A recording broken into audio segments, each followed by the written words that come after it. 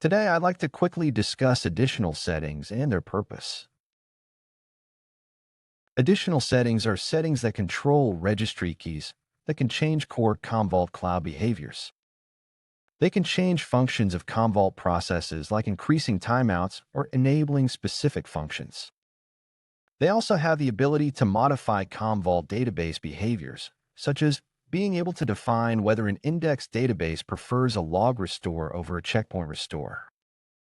Additional settings are designed to enable functions that are not commonly required or only needed in very specific environments, which is why they aren't added as individual options in Commvault's interface.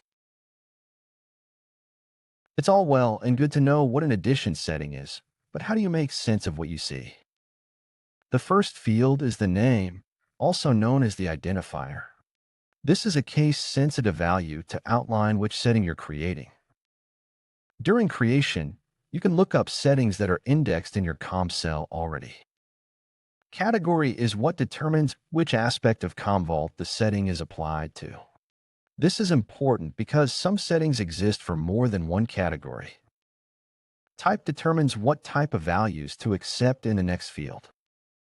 Value is where you outline how the setting is going to be configured. True, false, an IP address, number, or file name. It all depends on the setting and the type field. Enable is a quick way to set or unset this rule without deleting the entire setting.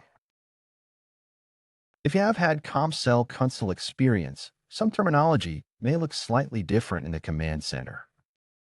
Firstly, additional is dropped from the name, and they are referred to as settings.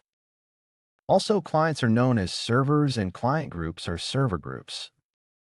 Settings can be set for the same entities as the ComCell console. Settings can be accessed via each entity, similar to the console, or they can be accessed via a centralized settings page under Manage. Here's how an additional setting can be added in the Command Center. In this example, we will focus on the centralized settings section. From the dashboard, go to Manage and then System. On the new window, select Settings. From the Settings page, select Add and then Entity. In this instance, we will select ComCell. On the next page, we can fill in the additional settings details, which is much the same as the ComCell console.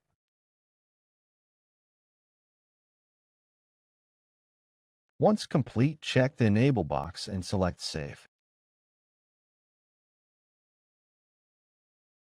For further reading, you can find more information on Commvault's documentation site, including a handy additional settings section.